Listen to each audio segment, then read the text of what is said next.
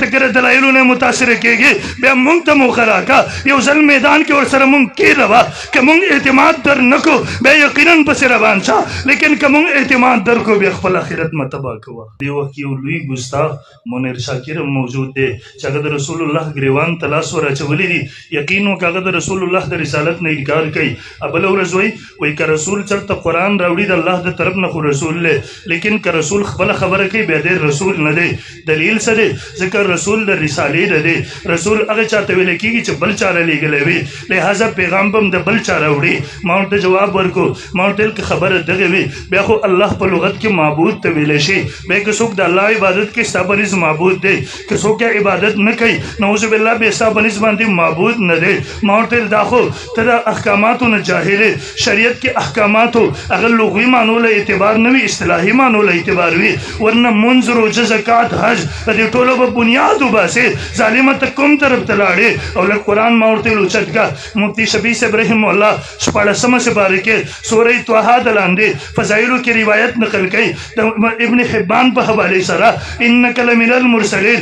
الله نبی علیہ السلام ته پیغمبره ته مرسلین وډې ته رسول یې ته نبی یې ته پیغمبر یې حالانکه دا د نبی علیہ السلام د بعثت نه 2000 کاله مخکې خطاب شوی دی. کوم وخت کې چې پیغام رسالیه موجوده نه وه نن هم پیغمبر زمونږ ستاسو لپاره رسول دی. قرآن وایي وما ارسلناک الا کافة للناس بشیرا ونذیرا حالانکه پیغام رسانی بنده شوې ده.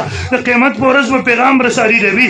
التم وقال الرسول یا رب ان قوم اتخذوا هذا القرآن مهجورا. التم په پیغمبر باندې د رسول اطلاق کېږي خو د خپل جهالت نه دی خبر.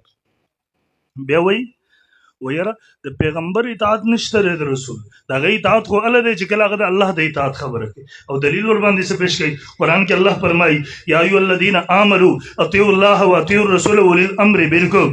دلته د که د رسول بیا په وایي پکې وایي اوس خو خلکو د پیغمبر احادیث هم پکې ولیکل د حدیثو کتابونه یې ولیکله نو هغه وایي که دا د رسول خبرې حجت شي وایي بیا به د بادشاهانو د اولي الامر نه مراد هغه بادشاهان مراد اخلي د دې زمانې بیا خو به د دیو خبرې هم حجت وي بیا به د دیو خبرې هم لیکلی کېږي شهابنامې به لیکلی کېږي یعنی د ده په نظ د رسول حیثیت د زرداری امر دی نعوذ بالله د شهباز شریف امر دی نعوذ بالله د عمران خان امر دی نعوذ بالله د رسول له خبرو حیثیت اگر دې دور د بادشاهانو د خبرو هغه برابر دی. انا لله و انا الیه راجعون.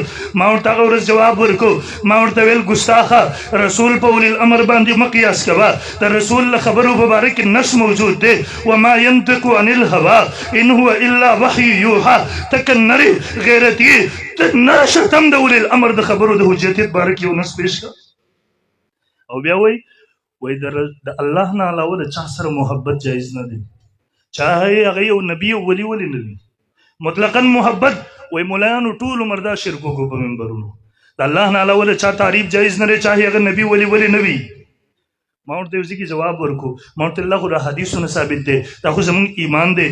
ما ته واپس جواب راکو ما ته نه قرآن کې وښایه چې د رسول سره محبت کوي. قرآن ما ورته قرآن اوچت کا سورہ توبه آیت نمبر 24 اوچت کا قل ان کان آباؤکم وابناؤکم واخوانکم وازواجکم وعشیرتکم واموال اقترفتموها وتجارة تخشون کسادها ومساکن ترضونها احب الیکم من الله ورسوله.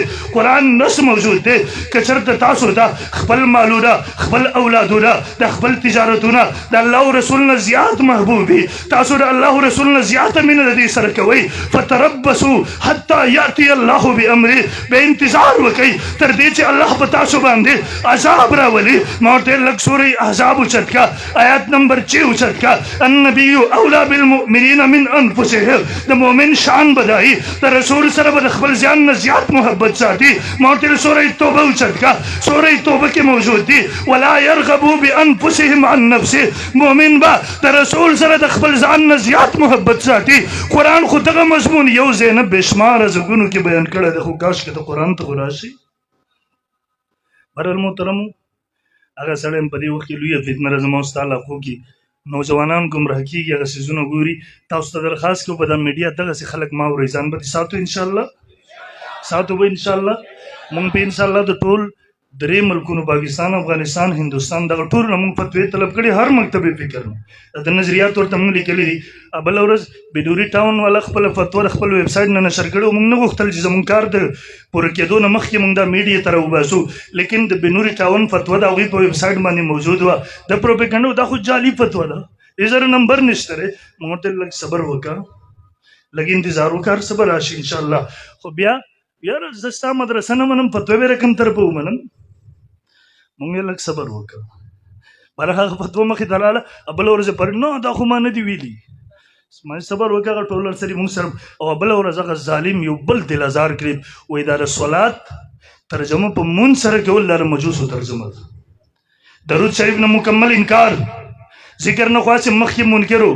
تازه کلیپ په میډیا باندې دی، مونږ ځان سره محفوظ کړی، دغه په پیج باندې شته دی. بله ورځ کل کرو یو پړه چنار والو، سنیانو ستاسو سره هم دین نشته دی، شیګانو تاسو سره هم دین نشته دی.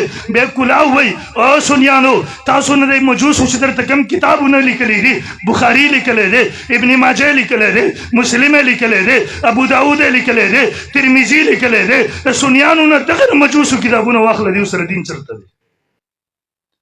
هغه ظالم کلاو وایي قرآن نبی علیه السلام په خپله لیکلی، امت ته ورکړی او د حدیثو کتابونه 200 کاله وروسته ایرانیانو لیکلی او ملاوټ یې پکې کړی. مسلمانانو کله چې احادیث ختم شو، تاسو خپله سوچ وکئ، ستاسو دین یې ختم کو، دین بنیاد یې ختم کو، بیا ته په څه پسې روانې. د دې وجې نه ښه نرۍ سره، ښه په بهادرۍ سره ودرېږئ، خپلو علماو باندې اعتماد وکئ، د هغوی لمنې کلکې ونیسئ، په نوي نوي څیزونو پسې مه ځئ. نوي نوي اوازونه چې راځي دا د ګمراهۍ اوازونه دي، دا د ارتداد اوازونه دي، دا د کفر اوازونه دي، دا د تباهۍ اوازونه دي. دې وجې نه د خپل علماو لمنې کلکې ونیسئ، په چا په نوي لارو پسې مه ځئ. ته که د دلایلو نه متاثره کېږې، بیا موږ ته موخه راکړه، یو ځل میدان کې ورسره موږ کېږه. که موږ اعتماد در نه کړو بیا یقینا پسې روان شه، لیکن که موږ اعتماد در کړو بیا خپل آخرت مه تباه کوه. بچ کو خپل آخرت حفاظت به کوي انشاءالله، کوو به انشاءالله.